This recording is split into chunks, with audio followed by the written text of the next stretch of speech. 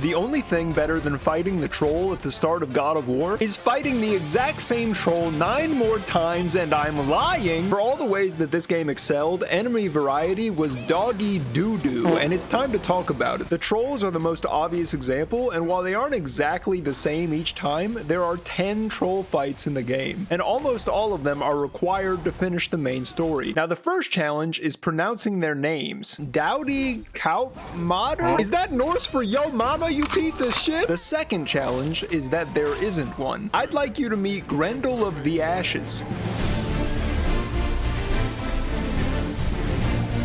I'd like you to join us in remembering Grendel of the Ashes. I didn't even like him. The first troll you fight in the game might as well be the last troll you fight in the game. Even Give Me God of War barely moves the needle on how hard these guys are. By the time you get to the last and theoretically strongest troll, Kratos is so strong that you can just watch while a random ogre slaps the shit out of him. While this is the most common boss fight in the game, it's just a taste of the kind of variety you'll see throughout Kratos' journey in the realms. Draugr.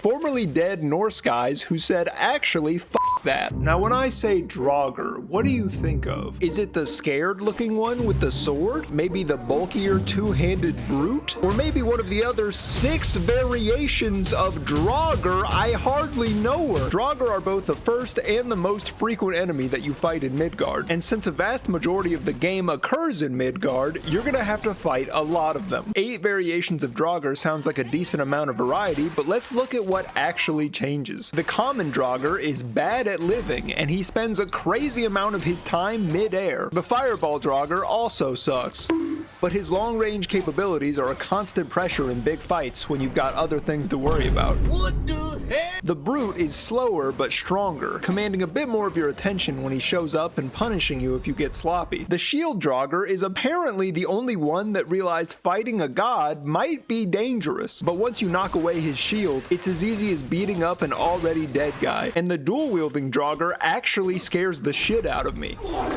These guys are really aggressive, and once their attacks get going, you can't really stop them. Those are the 5 basic forms of Draugr, but they can also be augmented. Explosive Body is the worst, in my opinion. It basically turns one enemy into a mobile bomb that explodes on contact with Kratos. When they activate, you have to set them off with a ranged axe throw, or just regret your decision to play Give Me God of War. Power Weapon makes any attack unblockable, which means nothing to me because I'm a dodge maxing Sigma god, and Swift Legs can turn even the dumbest formerly dead guy into the ultimate predator. Psych, I'm too good! Every time a dual-wielding Draugr gets buffed with Swift Legs, a Valkyrie loses its wings.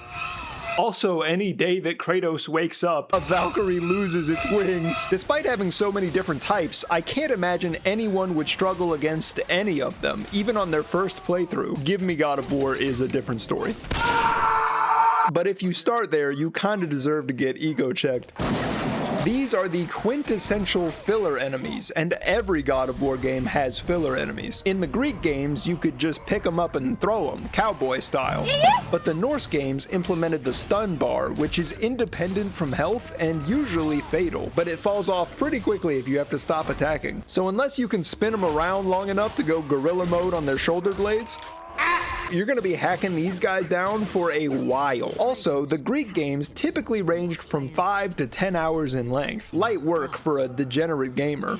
I mean, yeah, rip bozo. Hey, where are my nuggies? Whereas the Norse ones can go as long as 60 or 70 hours, depending on how you play. So over the course of the game, you will fight hundreds of these filler enemies on your way to fight bosses that you also already fought before. Rest in peace, Grendel. We don't miss you, though. Hey, wait a minute. I've got more stuff to say about the bosses. The Mysterious Stranger, aka Baldur, aka I'd like you to join us in remembering Baldur, is both the second and the last boss in the game. If you take out all of the repeat troll encounters, you're only left with 3 other unique boss fights. Svartal Jaffer, fucking dumb name for a bad guy. Prime example of why Alfheim should be permanently removed from Yggdrasil. Phraslur, the giant electric dragon boss, birthplace Midgard presumably, and Magni and Modi, 2 of the dumbest Aesir to ever do it.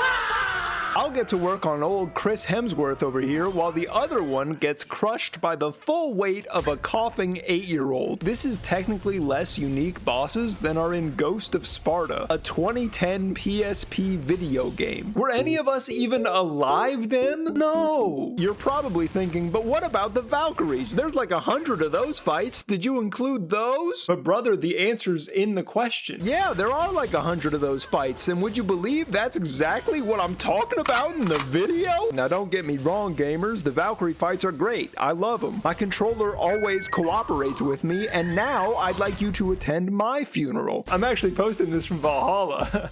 Shit is scary here. They're reasonably difficult and give you something to use all of your endgame gear on. The Sigrun fight might be the best in the entire series, but it's undeniable that everything about this is copy and pasted. I mean, even the arenas are the same. Even the way that Kratos sends them peacefully into a better existence is the same. Brother, they got 19 boss fights out of 2 character models that they just splashed some paint on and called it a day. They're same guy maxing Sigma devs. Now, there are a fair number of other enemy types in the game that add a little bit of variety. You've got the Revenants, who share Modi's weakness to children. Thank you, my literal infant. I'm sorry your life is fucking crazy. Tetzelworms for when you're fighting something and suddenly you want to stop for a while.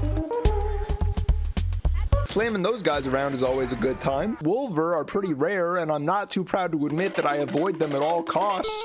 Because holy god, they've ruined so many of my Niflheim runs, and nightmares are disgusting yet beautiful target practice. But the video's not called Glazing God of War 2018, is it? I'm not done complaining yet. Unlike Ragnarok, there are very few combat encounters with humans. In fact, there's only one, and if you sneeze on them, they explode. But don't worry, this unique enemy type didn't go to waste because they share the same moveset as Hellwalkers and Reavers and Viking? Wait a minute, this is just Draugr again! You have the common Reaver with one sword and the big Hulk-like motherfucker with a 2-handed weapon. Dude, that one's got a shield! I can't believe this. If one of these guys throws fireballs, I'm gonna freak. Oh, don't worry, man, he's throwing snowballs. It's different cause it's cold. I won't waste your time describing how these guys are almost 1-to-1 copies of each Draugr type. But just know that Draugr and Reavers/Viking make up half the enemies in the game, and they're basically identical. Travelers are goated in my opinion. Those dudes are awesome. They're like little Sekiro-type mini-bosses, and their armor visibly shatters as you fight them, revealing a beautiful bald head underneath. The hottest of hairlines. Please don't disagree. I can't take it. As far as I'm concerned, the only good elf is a dead... But my favorite enemy by far is Mimir. If you aim the axe right, it's a one-shot every time. And then I make him paint with his mouth as a joke. I think I made my point a while ago. Now I'm just trying to make you laugh.